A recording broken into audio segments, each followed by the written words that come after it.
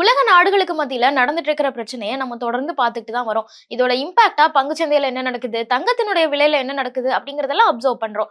ஆனா இன்னொரு விஷயத்த நீங்க கவனிச்சீங்களா? இது கூடவே சேர்ந்து இந்திய ரூபாயினுடைய மதிப்பு கடுமையான அளவுல வீழ்ச்சி அடைஞ்சுட்டே வருது. டாலருக்கு எதிரான இந்திய ரூபாயினுடைய மதிப்பு இந்த அளவுக்கு வீழ்ச்சி அடைஞ்சுட்டே வருது அப்படின்னா இந்திய பொருளாதாரத்துல அது என்ன மாதிரியான தாக்கத்தை உருவாக்கும் அப்படிங்கிறது இன்னைக்கும் ஒரு டிபேட்டபிளான விஷயமா தான் இருந்துட்டு இருக்கு. இந்த சூழ்நிலையில ரொம்ப பிரபலமான கோல்ட்மேன் சாக்ஸ் நிறுவனம் ஒரு முக்கியமான டேட்டாவை வெளியிட்டிருக்காங்க. அவங்க என்ன ப்ரெடிக்ட் பண்றாங்க அப்படின்னா இந்தியாவோட ருப்பி வேல்யூ 95 ரூபாய் அப்படிங்கிற அந்த நிலைமைக்கு போறதுக்கான வாய்ப்பு இருக்கு. ரொம்ப சீக்கிரமே கூட அது நடக்கலாம். அந்த அளவுக்கு ரூபாயினுடைய மதிப்பு வீழ்ச்சி அடைய போகுது அப்படிங்கறத ப்ரெடிக்ட் பண்ணிருக்காங்க.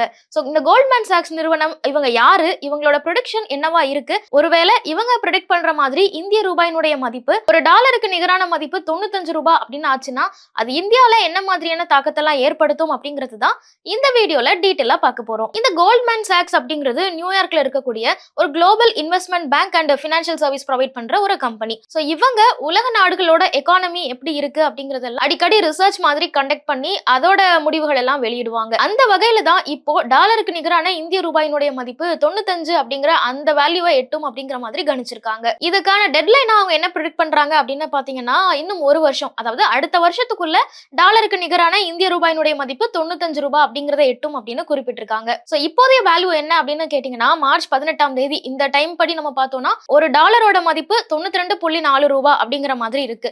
சோ இதுதான் அடுத்த வருஷத்துக்குள்ள 95 அப்படிங்கிற அந்த நம்பரை எட்டும் அப்படின்னு அவங்க கணிச்சிருக்காங்க. சோ அவங்க ஏன் இந்திய ரூபாயினுடைய மதிப்பு இந்த அளவுக்கு வீழ்ச்சி அடையும் அப்படின்னு ப்ரெடிக்ட் பண்றாங்க, அதுக்கு என்ன காரணம் சொல்றாங்க அப்படின்னு பார்த்தோம்னா முதல் விஷயம் இந்த மிடில் ஈஸ்டர்ன் கண்ட்ரில நடந்துட்டு இருக்கிற போர் பதற்றம் தான். இஸ்ரேலுக்கும் ஈரானுக்கும் நடுவுல நடக்கிற இந்த ஒரு பிரச்சனையினால தொடர்ந்து டாலர் ஸ்ட்ரென்தன் ஆகிக்கிட்டே இருக்கு. அதே நேரத்துல டாலர் ஸ்ட்ரென்தன் ஆகுது அப்படின்னா மற்ற நாடுகளோட கரன்சி வீக் தான் ஆகும். சோ இது ஒரு முக்கியமான காரணமா சொல்றாங்க. ஏன்னா இந்த மிடில் ஈஸ்டர்ன் கண்ட்ரீஸ்ல நடந்துட்டு இருக்கிற போர் சூழல்னால க்ரூட் ஆயிலோட பிரைஸ் வந்து ரொம்ப ஜாஸ்தியா ஏறுது அப்படிங்கறத பாக்குறோம். சோ ஈரான் மாதிரி எண்ணெய் வளம் அதிகமா இருக்கிற ஒரு நாடு, அவங்களோட ட்ரேட் எல்லாம் ஸ்டாப் ஆகுது இந்த போர்னால அப்படிங்கும் போது ஆப்வியஸா உலகத்துக்கு சப்ளை ஆகுற க்ரூடோட அந்த குவான்டிட்டி அப்படிங்கிறது கம்மியாகுது. சோ க்ரூடுக்கு டிமாண்ட் ஜாஸ்தி ஆகுது அப்படிங்கறதுனால க்ரூடோட விலையும் ரொம்ப அதிகமா ஏறுதுங்கிறத பாக்குறோம். க்ரூடோட விலை ஏறுது அப்படின்னா நம்ம க்ரூட வாங்குறதுக்கு நிறைய டாலர்ஸ் தேவைப்படும். உதாரணத்துக்கு இப்போ ஈரான்ல இருந்து இந்தியாவால க்ரூட் வாங்க முடியாது, ஏன்னா அங்க ஆல்ரெடி ஒரு போர் சூழல் நிலவிக்கிட்டு இருக்கு. அதே மாதிரி மத்த கண்ட்ரில அவங்க க்ரூட் வாங்குறாங்க அப்படின்னா அது ஈரானோட ஸ்ட்ரைட் ஆஃப் ஹார்மோஸ் வழியா கொண்டு வரவும் முடியாது, ஏன்னா அதுக்கும் ஈரான் நிறைய ரெஸ்ட்ரிக்ஷன்ஸ் வச்சிருக்காங்க. அப்போ இதுக்கு சம்பந்தமே இல்லாத மாதிரியான நாடுகள்ல இருந்து தான் க்ரூடை இம்போர்ட் பண்ண முடியும். அப்படி க்ரூடை இம்போர்ட் பண்றாங்க அப்படிங்கும் பட்சத்துல அதுக்கு டாலர்ல தான் ட்ரேட் பண்ண வேண்டியது இருக்கு. ஏன்னா க்ரூட் ஆயில் பொறுத்த வரைக்கும் நம்ம மத்த கண்ட்ரில இருந்து வாங்கும்போது காமன் கரன்சி வேணும்ல அந்த நாட்டுக்கும் நம்மளுக்கும். சோ அதனால நம்ம டாலர்ல தான் ட்ரேட் பண்ணுவோம். அப்போ க்ரூடோட மதிப்பு ஏறுதுன்னா அதிகமான அளவுல நம்ம டாலர் செலவு பண்ணா மட்டும்தான் நமக்கு அந்த க்ரூட் ஆயில் கிடைக்கும். அப்படி இந்தியா கிட்ட இருக்கிற டாலர்ல அதிகமான அளவு வெளியே கொடுத்து நம்ம க்ரூட் ஆயில வந்து இம்போர்ட் பண்றோம் அப்படிங்கும் பட்சத்துல நம்ம கிட்ட இருக்கிற டாலர் ரிசர்வ் கண்டிப்பா குறையும்.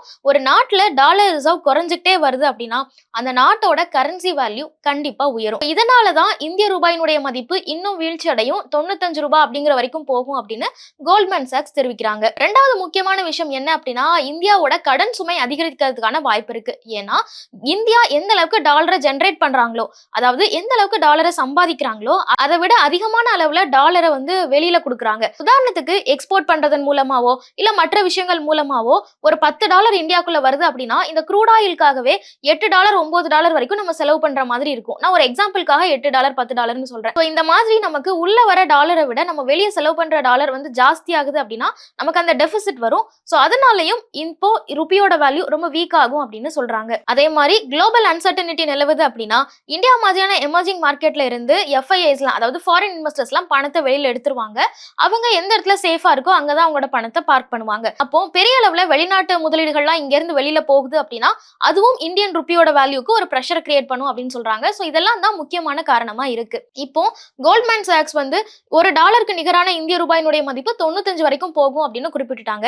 இதுல ஆர்பிஐயோட கண்ட்ரோல் ஏதாவது இருக்குமா அப்படின்னு கேட்டீங்கன்னா இன்ஃப்ளேஷன் தான் ஆர்பிஐயோட கன்சர்னா இருக்கிறதுக்கான வாய்ப்பு இருக்கு. ஏன்னா டாலரோட வேல்யூவும் ஒரு பக்கம் குறையுது, க்ரூட் ஆயிலோட பிரைஸ் ஒரு பக்கம் இன்க்ரீஸ் ஆகுது அப்படின்னா கண்டிப்பா நாட்டுல இன்ஃப்ளேஷன் அதிகமாகிறதுக்கு வாய்ப்பு இருக்கு.